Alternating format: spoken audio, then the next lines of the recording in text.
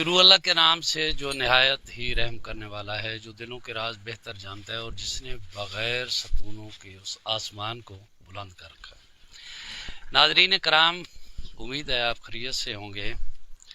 پچھلے ویلاگ میں کچھ دوستوں نے کومنٹس میں گھوڑے کی افادیت اور اس کا پالنا اور اس کے فوائد کے متعلق سوال کیا ہے۔ تو پہلے شرعی لحاظ سے دیکھتے ہیں کہ گھوڑا کیا چیز ہے اور یہ کتنا اہم ہے۔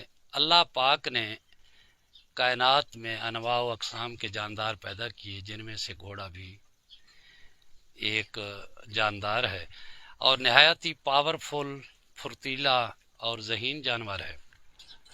تو جب اللہ پاک نے گھوڑے کو پیدا کیا تو اللہ پاک نے جنوب کی ہوا ریح الجنوب کو حکم دیا کہ میں آپ سے ایک جاندار پیدا کرنا چاہتا ہوں۔ تو ہوا نے عرض کی کہ پاک پروردگار وہ جاندار کیسا ہوگا؟ تو اللہ پاک نے فرمایا کہ وہ میرے دوستوں کے لیے فخر کا باعث ہوگا اور میرے دشمنوں کے لیے وحشت اور خوف کی علامت ہوگا۔ تو اللہ پاک نے جبریل کو حکم دیا، اس جبریل علیہ السلام نے ہوا سے ایک مٹھی بھری اور اسے چھوڑا تو اس سے گھوڑا پیدا ہوا۔ سب سے پہلے جو گھوڑا پیدا ہوا اس کا نام بھی ریح رکھا گیا۔ اس کے بعد جو یہ نسل چلی ہے اس ریح سے چلی ہے۔ جیسے انسان حضرت آدم علیہ السلام سے ابتدا ہوئی ہے انسانیت کی، اسی طرح گھوڑوں کا جو سب سے پہلا باپ ہے اس کا نام ریح ہے۔ تو یہ پہلے جانور پالتو نہیں تھا، جنگلی جانور تھا۔ بعد میں حضرت اسماعیل علیہ السلام کے زمانہ میں اسے حضرت اسماعیل علیہ السلام نے پالتو کیا سب سے پہلے۔ تو روایت کے مطابق 100 گھوڑا روزانہ صبح کے وقت آتا، اللہ کے نبی کے دروازے پہ آ کے حاضری دیتا اور سارا دن وہیں گزارتا۔ جب شام ہوتی تو وہ کھیتوں میں، جنگلوں میں اپنے چارے کے لیے، پینے کے لیے، اپنی ضرورت کے لیے چلے جاتے، پھر صبح ہوتی تو حاضر ہو جاتے۔ اس کا ہماری جو اسلامی روایات ہیں، خاص کر جنگوں میں بہت اہمیت حاصل ہے اس کو، گھوڑے کو۔ اور اللہ پاک نے فرمایا کہ جو آدمی اس نیت سے گھوڑا پالتا ہے کہ اگر راہ حق میں ضرورت پڑی تو میں اس پہ جہاد کروں گا، تو چاہے اس کی زندگی میں وہ لمحہ آئے یا نہ آئے، گھوڑے کا جتنا چارہ گھوڑا استعمال کرے گا، جتنا اس کا فضلہ لید وغیرہ ہوگا، اس سب کا وزن کیا جائے گا اور باروز محشر برابر انسان کے گناہ معاف کیے جائیں گے۔ تو پھر اللہ پاک نے فرمایا کہ جو آدمی گھوڑا پالتا ہے وہ یوں سمجھے کہ میں صدقہ دے رہا ہوں، جو گھوڑے پہ خرچ کرتا ہے وہ یوں سمجھے کہ میں اللہ کی راہ میں صدقہ کر رہا ہوں۔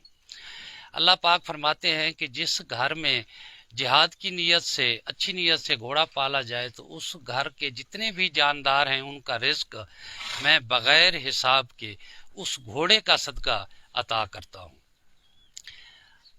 حضور سرور کائنات صلی اللہ علیہ وآلہ وسلم گھوڑے کے سامنے آئے، آپ نے یہ پیشانی والے بال ہٹائے اور آپ نے فرمایا کہ اللہ پاک نے قیامت تک کے لیے ان کے ماتھے میں خیر و برکت رکھ دی ہے۔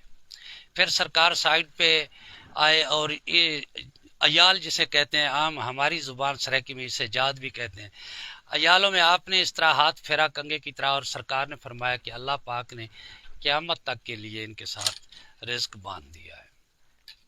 تو گھوڑا بہت ہی اہمیت کا حامل ہے، اس کا رکھنا ثواب ہے، اس کا پالنا ثواب ہے، اس کی خدمت کرنا ثواب ہے۔ عام روٹین میں پہلے دوروں میں تو اس کی بہت بڑی اہمیت تھی، سفری استعمال کے لیے بھی گھوڑا استعمال کیا جاتا تھا، سرکاری پیغام رسانی کے لیے بھی گھوڑا استعمال ہوتا تھا، ڈاک کا لے آنا لے جانا، یہ سب ضروریات، چونکہ یہ تیز ترین جانور تھا تو اس لیے اس سے فائدہ حاصل کیا جاتا رہا۔ آج کے دور میں چونکہ وہ ضروریات تو ختم ہو گئی ہیں، لیکن شوق کے طور پہ لوگ پال رہے ہیں اور بہت زیادہ پال رہے ہیں، شوق بہت زیادہ بڑھ گئی ہے اس کی۔ پہلے کی نسبت میں تو کہوں گا کہ 1000 گنا گھوڑوں کی تعداد بڑھ گئی ہے، زیادہ ہو گئی ہے۔ تو جو ہمارے تجربے میں آیا ہے کہ زمیندار گھر کا آدمی جو توجہ نہ دے رہا ہو اپنے گھر کی طرف، معیشت کی طرف، تو اس کو ایک گھوڑا خرید کر دو اور اسے گراؤنڈ میں بھیج دو.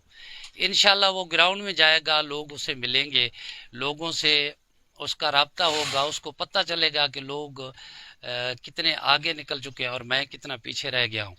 تو اس کی وجہ سے وہ توجہ دے گا اپنی معیشت پہ. اگر زمیندار ہے تو زمیندار پہ توجہ دے گا، اس کی کاشت پہ اس کی دیکھ بھال کرے گا، اپنا ڈیرا سدھارے گا، گھوڑے کی خدمت کرے گا. اگر گھوڑا کمزور ہوگا تو گراؤنڈ میں اسے شرمندگی ہوگی، تو اس شرمندگی سے بچنے کے لیے وہ کوشش کرے گا گھوڑے کو پالنے کی، اس کی خدمت کرنے کی.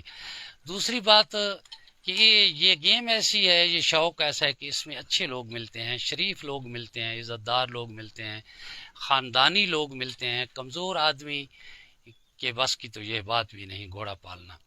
باقی جتنے بھی شوق ہیں، مرغ بانی ہے، کتوں کا شوق لوگ کرتے ہیں، بکریوں کا کرتے ہیں، بھینسوں کا کرتے ہیں، جتنے بھی ہیں وہ شوق بہترین شوق ہے. لیکن یہ جو گھوڑے کا شوق ہے، اس میں انسان میں کافی سدھار آتا ہے. اچھے لوگوں کے ساتھ ملاقات ہوتی ہے، اچھے لوگوں سے آدمی ملتا جلتا ہے، سیکھنے کو بہت کچھ ملتا ہے.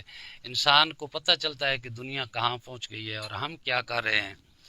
تو ہر لحاظ سے گھوڑا ایک سود مند چیز ہے. اس کا پالنا ثواب بھی ہے، شوق بھی ہے، عزت کی علامت بھی ہے، اور یہ سود مند بھی ہے اس لحاظ سے کہ جو آدمی آج کے دور میں 3-4 گھوڑیاں پال لیتا ہے، سال میں ایک بچہ گھوڑی ضرور دیتی ہے، چاہے مادہ ہو یا نر ہو. جو 4 گھوڑیاں پالتا ہے وہ یوں سمجھیں کہ 15-20 لاکھ روپے کے بچے اس کے 1 سال کے بعد گھوڑیاں دیتی ہیں. آج کاشتکاری میں اتنی بچت نہیں جتنی اس کاروبار میں بچت ہے. لوگ چھوٹے بچھیرے خرید کر اسے پالتے ہیں، بڑا کرتے ہیں، پھر بنا جوڑ کر اسے بیچتے ہیں. تو کافی حد تک اچھی خاصی لوگوں کو پرافٹ ہوئی ہے. کافی لوگ ایسے جنہوں نے 3-4 لاکھ کا گھوڑا خریدا اور جب اسے پالا سانبھا تو وہ 30-35 لاکھ کا، 25 لاکھ کا، 20 لاکھ کا بک گیا. تو ایک لحاظ سے یہ معاشی طور پہ بھی بہت فائدہ مند ہے اور اچھا شوق ہے. اچھے لوگ ملتے ہیں، اچھے لوگوں سے واسطہ پڑتا ہے، انسان کو سیکھنے کے لیے بہت کچھ ملتا ہے.